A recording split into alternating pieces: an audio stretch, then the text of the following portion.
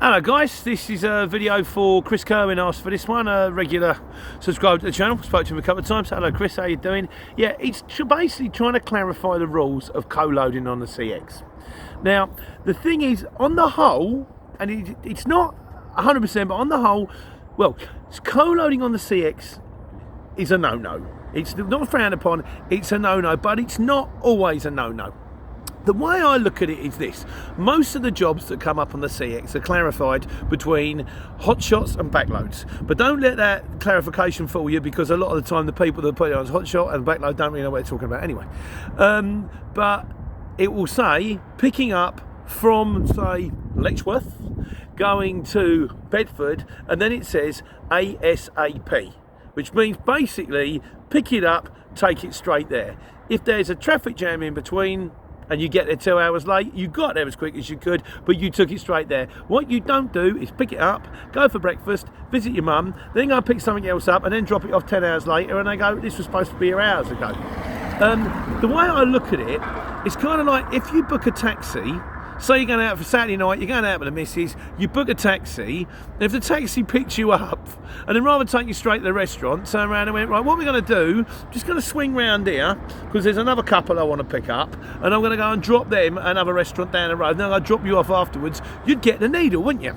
So that's kind of what we are. We're kind of van taxis. But it's not always the way.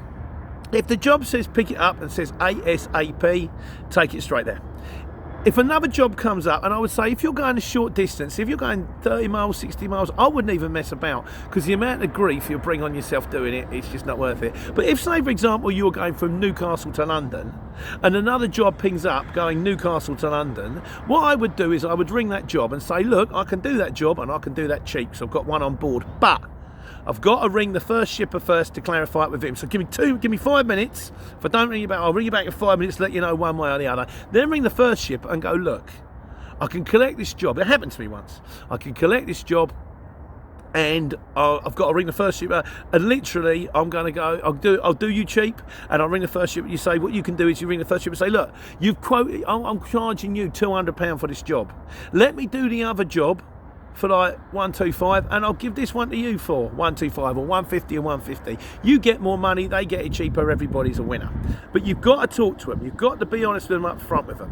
What you don't want is to not tell them, because then I just guarantee what happens is you pick the first job up, you go, oh, there's another job there, I can get them both on board, I can get them off. Guarantee you'll get to the second job and there'll be a queue to get him through the gate, or the guy will go, oh, we haven't picked it yet, or oh, we can't find it, and then you're standing there like half hour, 3/4 of an hour, and you start to think, I don't know if I'm going to get to my first job on time. You bring stress on yourself.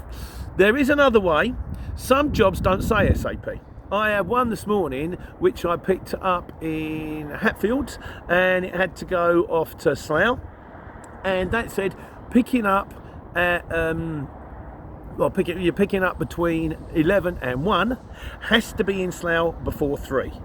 Now I picked that job up bang on 11.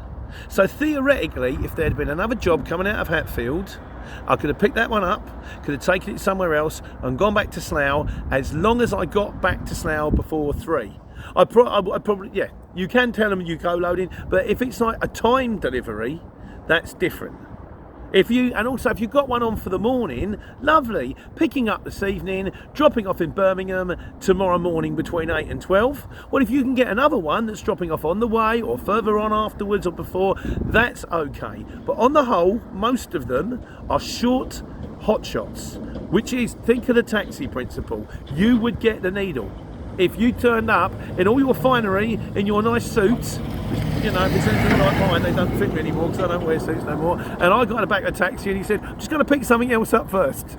So that's what it is, and that's kind of why we get the money we do. But then at the same time, January's a bit quiet. I've said it a few times, it's picking up. So anyway, Chris, hope that solves the problem. Like I say, most of them, if you're going to co-load, you've got to get permission from both shippers, and on the whole, it's not worth the grief, because the second you start to co-load, the second things start to go wrong. Whereas if you just pick it up, take it straight there, if you get a puncture, if you get a breakdown, if the alternator goes on your van, if there's a traffic jam, you ring them. and you go, look, I picked it up. You can follow me on the tracker. I have gone straight there. I am currently stationary on the M21 going south. There is nothing I can do. The lorry in front of me has fallen over sideways. And then they go, okay, these things happen in transport. Get there as soon as you can. So, Chris, I hope that helps clear things up. Obviously, please leave the comments, and anything that I've got wrong, which is usually everything, will come out in the Sunday Q&A on Sunday. And in the meantime, take care, take money.